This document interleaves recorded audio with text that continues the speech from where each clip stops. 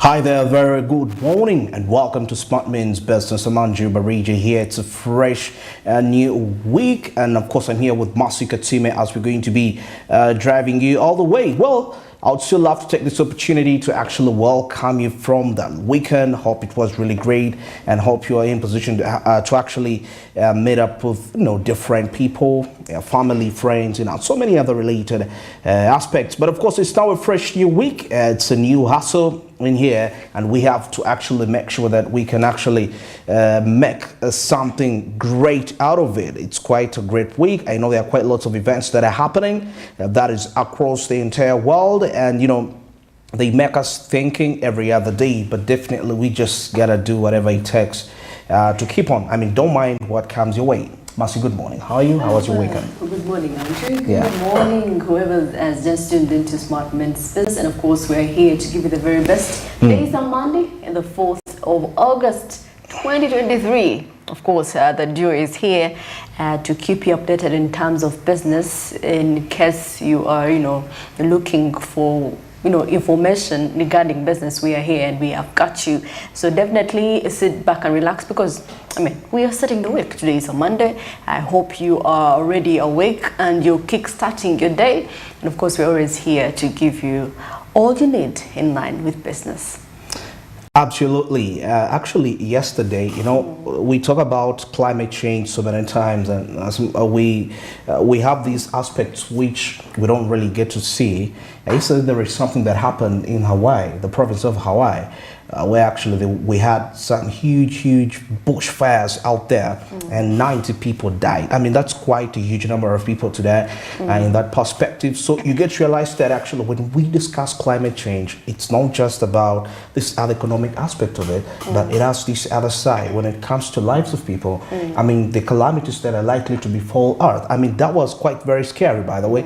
It's not something that we can actually take for granted, and that's it was really pretty sad, and we actually hope for the people of the province of Hawaii can actually overcome this. We understand it's quite a tough time, but anyway, the bigger picture in here is that what lesson do you receive as somebody in Africa, as somebody in East Africa? What do you perceive about climate change? Do you really understand the possible impacts as a result of that? Because remember, once such calamities befall Earth or before any country, it's going to be quite very expensive. So what would it be like if that happened to Uganda? For how long would we counteract the effects of such a thing? But anyway, that was just an eye-opener to give you a hint on what it is like out there. Well, as we kickstart off our day and our week, I would still love to remind you before we proceed with any other related discussions, everything that is going to be running all the way from from 7 now up to 9:50 is all powered by Zabu, and now the markets are actually back. It's quite a fresh week, and here you'll be in position to buy government bonds and securities for just 15,000 Ugandan shillings. Now, of course, for you to be a part of this market, it's quite very simple. Start 292 hash is the USSD code that will avail you there, and with this code you'll be in position to actually buy government bonds and securities for just 15,000 Ugandan shillings. So the markets are going to be opening at exactly 8:15 a.m. and they're going to be running all the way to 3:15 p.m. That is East African time. And that is effective Monday up to Friday, apart from the weekends and the public holidays when this market's going to be accessed. But of course, despite that, you have the rest of the days to capitalize and make money, something which I believe is quite very key and instrumental for your personal growth. Zabu, that's why it says my money, my future, and Altex East Africa simply tells you, well, you got to do something new for yourself. Remember, it is 2023. Well, now as we kickstart off, last week, the World Bank, of course, cutting off loans to Uganda. Something happened amid Thursday last week, where the Ugandan shilling weakened further as a result of that. Now, of course, we see that the Ugandan shilling continued to weaken. That is during last week's session to close at lows of about 3,735 to 3,745 Ugandan shillings. That is from the day's opening of 3,660 to 3,660 3,670. So you can really see the opening day, it was at 3,600 between 3,600, but by the time of the closure of the day, most especially now we're talking about the Thursday session, the shilling was against the dollar was 3,735, something which really wasn't really the best. Now, of course, driven by continued activity on the demand side that outweighed the supply side, that is during that session. So you can really see that now we see that the shilling dropped sharply following the World Bank announcement, of course, halting new public projects financing in Uganda because of the enactment that is of the anti-gay law.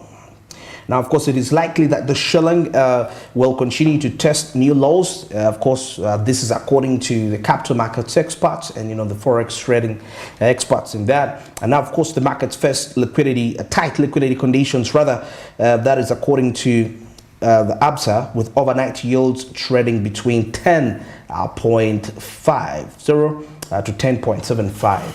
That is 10.75%. So you can see from 10.50% to 10.75%. Now the Bank of Uganda is scheduled to hold Treasury bill auction. That is come August 16th, 2023. And the Monetary Policy Committee is scheduled to meet. That is for August 15th, 2023. That is tomorrow. Exactly. So let us see how this I must say a lot has been happening after the announcement of the World Bank withdrawing its funding to Uganda. Of course, government has been looking for ways in which they can compensate for the loss, including, they were suggesting having budget cuts. Yeah. Okay. And of course, soon enough, we saw from the beginning of the year, the members of parliament were actually, they were like, they're no purchasing new cars for them. And of course, that is a way of also cutting costs. Exactly. And of course, when it comes to travel, limited numbers are expected to travel. So definitely, I must say, a lot of people are going to be affected, mostly. Salaries are going to be cut. Yes. Salary cuts. And of course, some members of parliament have been complaining about this. Blaming the speaker for passing the law, really.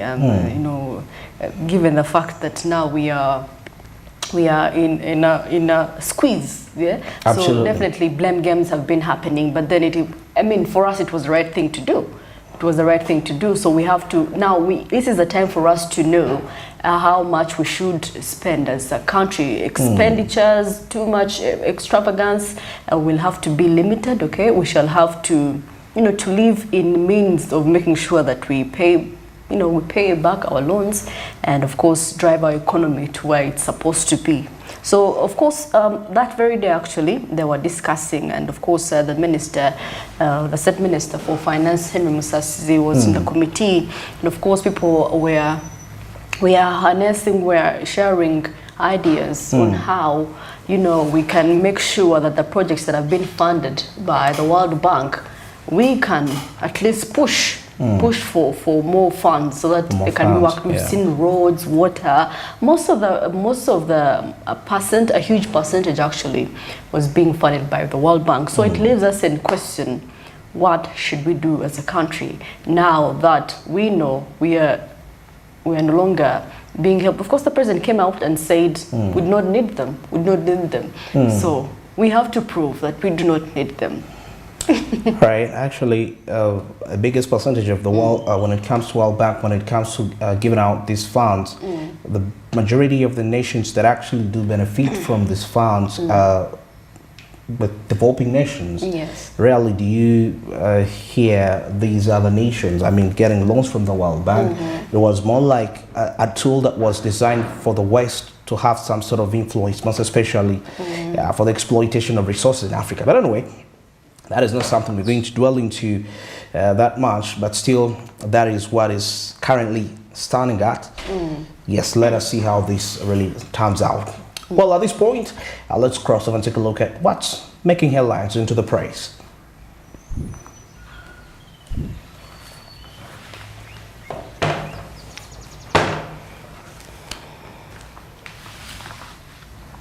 Yes, yeah. With us, we have the Daily Monitor. There is the East African magazine here, and something from the New Vision. But of course, to kickstart off quite real quick here, government increases vocational scholarships. And yeah, that is the way to go. And of course, city lawyer summoned over, that is 398 billion Ugandan shillings. That is for farmers. And yeah, schools to track fees defaulters. Of course, there is a system in here. You can see it's the EMA system that is going to be tracking down the defaulters. And now, of course, as we cross over briefly to the East African, we can see the future of the East African mission in the Congo, in doubt. Future of East African mission in the Congo in the doubt. And of course, we see that Kinshasa continues to sign bilateral defense deals as a plan B. That is to the run-up to September expiry of of regional forces mandate. That is what is happening here. But still, maybe here we can see why East Africa has more months of food shortage. And of course, new report shows that cross-border trading in maize has dropped. That is from 48% to 31%. That is come 2023 as compared to what we're seeing. And 7 allies plot law reforms. Legislators and electoral body have come up with the roadmap to cement the Ugandan leaders' 2026 race. And of course, in the Daily Monitor, right here, border borders lose bikes over loans. And of course, we see the president actually met with the Kenyan president, that is William Ruto, and of course discussed matters regarding trade and security. And of course, furthermore, we see the bishop tells MPs to stop witchcraft. As Speaker Mong unveils new Bukedia house, quite a big house, very, very beautiful house right there. I don't know, such statements are really, you know. And of course, in other stories, we see strange disease killing animal spread panic. And of course, okay, all right. That is it for the Daily Monitor. So much events were happening actually over the weekend.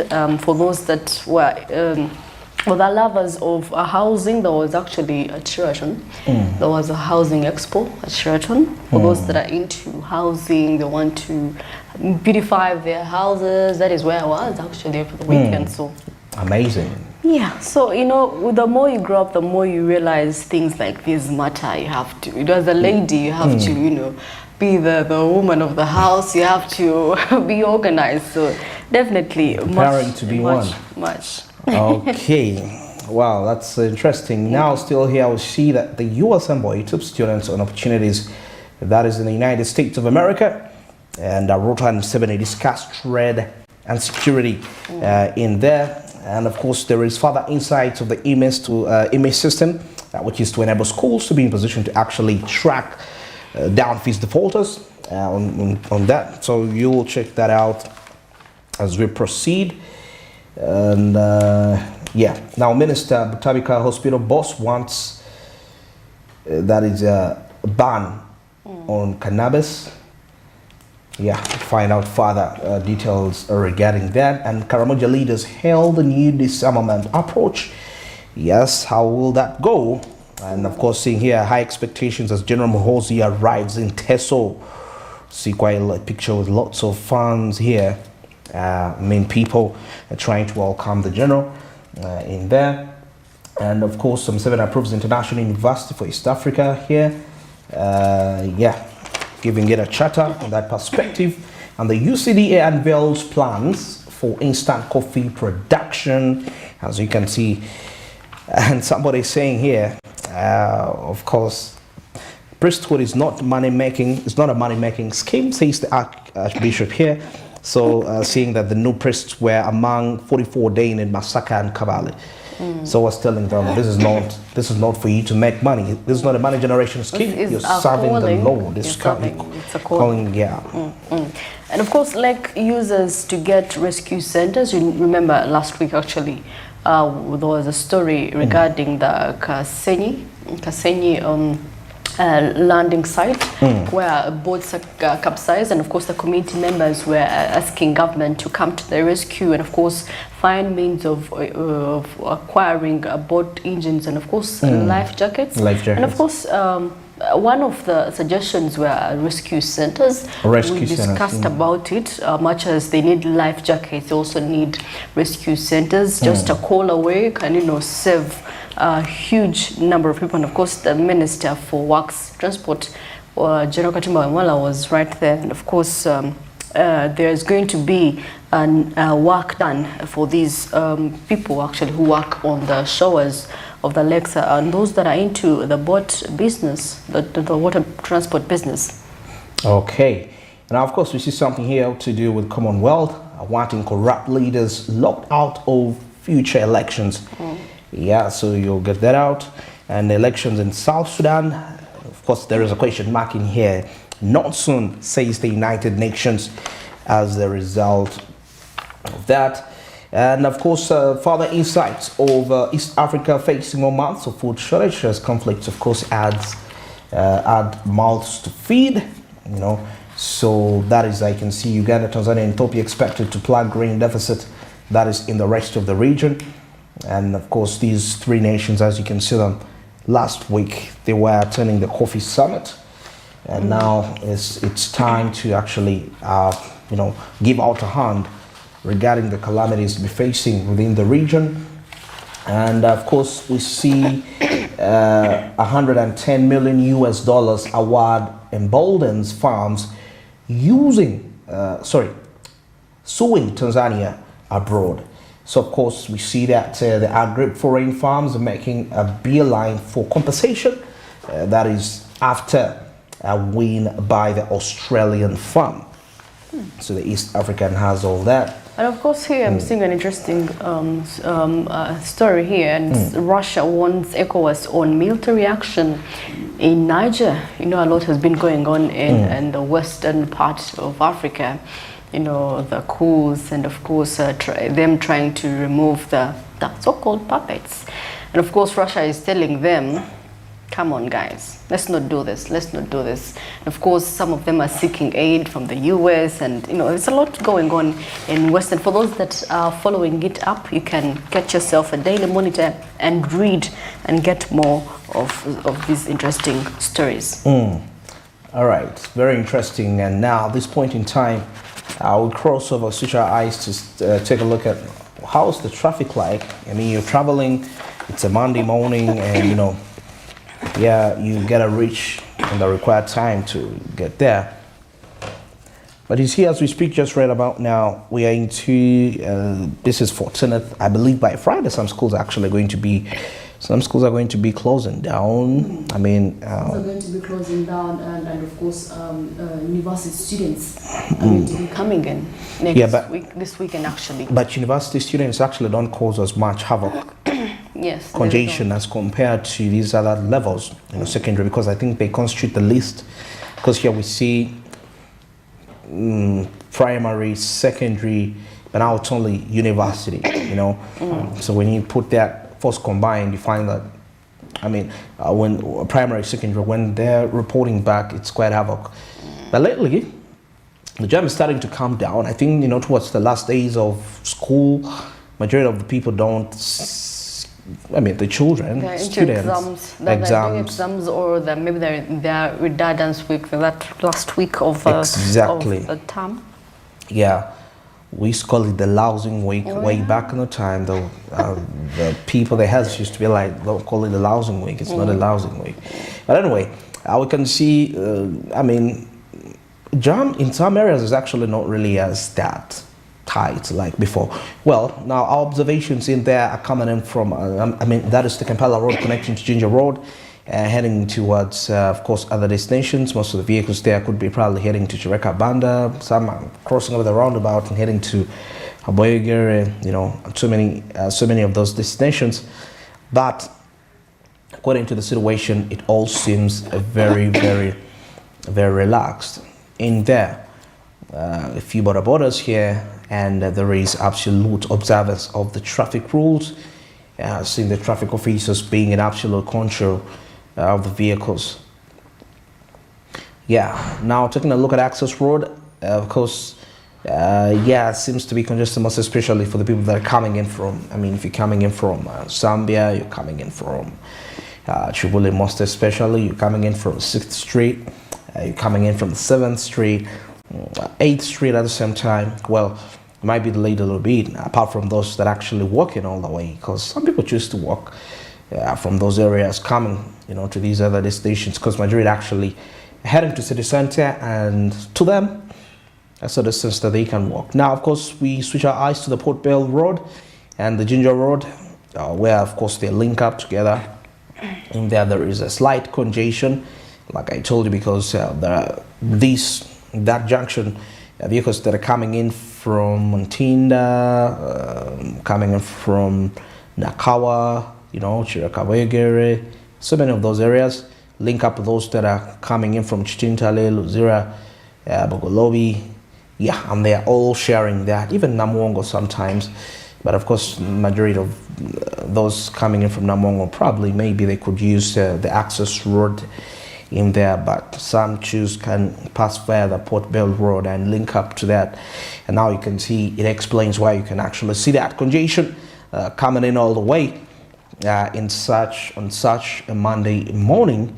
But definitely, I believe, well, in the later hours of the day, it will come down a little bit, probably. But still, if you're planning to travel now and you feel like you can wait, maybe it would be better if you can actually you can grab a border and you'll be in position to reach in time.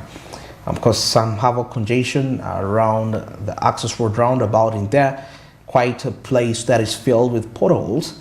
And yeah, those to some extent they actually contribute to the congestion. Huge border borders in here just flipping in, and majority are coming in from the access road side. And then finally switching our eyes to the Port Bell Road, the Yusuf Lule Road, of course, linking to Nile Avenue, Garden City. Yeah, seeing a huge number of vehicles, by the way, coming in. Some have linked up all the way from Fairway, Golf Course, coming in, although I think they're trying to avoid some traffic jam from the traffic lights, really, which stop vehicles that are coming in from Kampala Road heading to Ginger Road. It's quite a huge one, actually. Very, very, such a Monday morning. Well, so I think you can actually make a decision based on this you've observed. If you're likely to, probably if you're coming to the city center and you're staying in any of those areas, you can really see coming in from Chibuli, you're planning to come to the city center. You're thinking, should I use the clock tower? Should I use here? You're coming in from Wandegea. You're thinking of, should I pass via the Wandegea junction, or should I pass over here, then connect to the city center? All those aspects, coming from, so many of those areas, you can really see. Kamocha, also inclusive, and you're coming to town. You can still decide where should I, what is the best route you should use. Well, it's now 27 minutes past 7. And that is it for our traffic updates this morning. And this point in time, as Smart Means Business takes a break, and when we return, we shall be taking a look at what's happening onto the East African community, and also wind it up to the top of the hour, that is of 8 a.m. as we shall be looking at international business news. Stick around.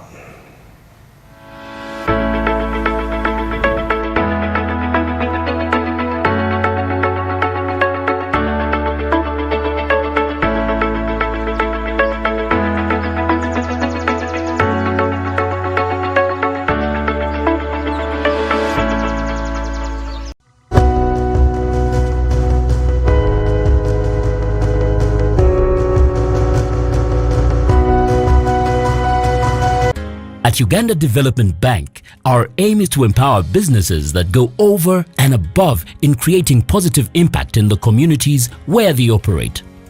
We partner with projects that drive economic development in Uganda through job creation, tax contribution, output value, and foreign